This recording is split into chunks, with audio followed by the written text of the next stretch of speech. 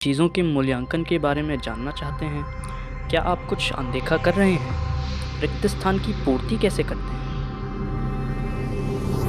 अर्धनारीश्वर का अर्थ है भिन्न रूपों का संयोजन अर्थात शिव और पार्वती। यह कहानी उस समय से शुरू होती है जब भृगु नाम के एक ऋषि थे। कुछ लोग कहते हैं कि उनका नाम भृंगी था। वे शिव के बहुत ही अनन्य भक्त थे।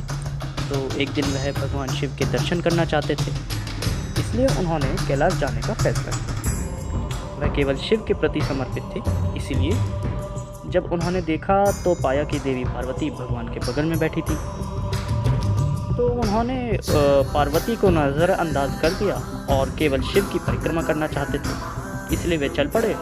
और जब वह उन दोनों के पीछे पहुँचे तो उन्होंने उन दोनों के बीच से गुजरने की कोशिश की।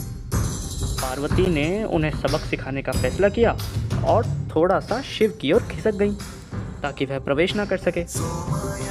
तब भृंगी ने एक सांप का रूप धारण किया और आगे बढ़ने की कोशिश की। यह देखकर पार्वती ने खुद को आधी शिव में विलीन कर दिया और एक हो गई। वे आधी शिव थीं और आधी पार्वती, साथ में वे अर्धनारीश्वर बन गए।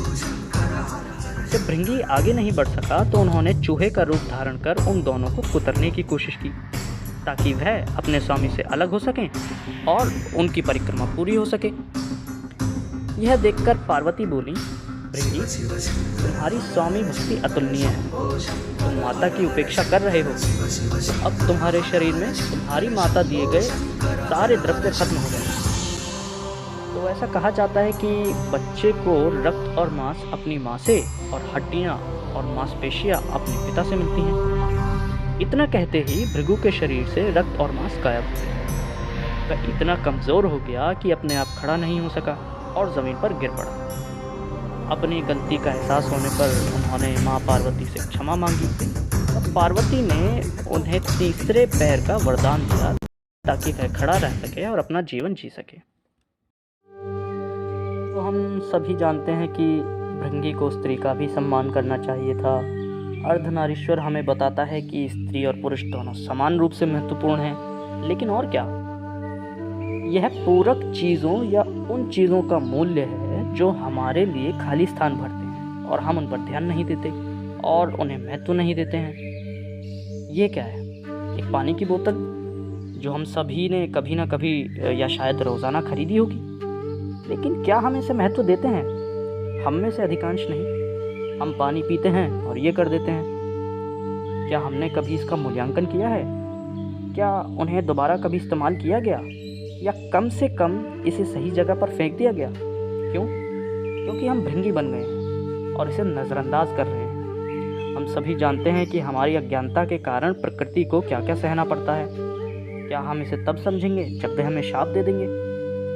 कोई भी ऐसे पैर तो नहीं रखना चाहता।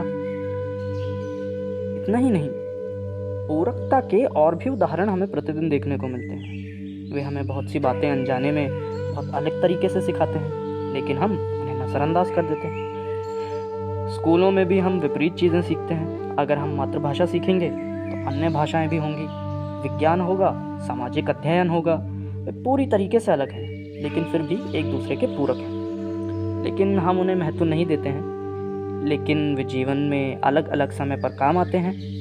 खाने में भी हम चीज़ों को मिलाकर पूरा बनाते हैं, जैसे इडली, सांभर, दाल, चावल।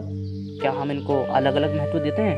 शायद नहीं। हाल ही में इसरो का चंद्रयान 3 चंद्रमा की सतह पर उतरा और लैंडिंग बिंदु को शिव शक्ति बिंदु नाम दिया गया है। सभी को बधाई। क्या आप जानते हैं क्यों? सिर्फ इसलिए कि वैज्ञानिक पृथ्वी और चंद्रमा की सतह के मिलन की इस एकता को महत्व देते हैं। वे जानते हैं कि अगर चीज़ों को नज़रअंदाज करते हैं तो उसका क्या परिणाम हो सकता है। रोज़मर्रा की ज़िंदगी में हम कई ऐसी चीज़ों से रूबरू होते हैं जिन्हें हम पसंद करते हैं, नापसंद करते हैं, नज़रअंदाज करते हैं, घूरते हैं, लेकिन उन्हें महत्व ना देना हमें भृंगी बना देता है। कोई भी तीन पैर नहीं रखना चाहता, है ना?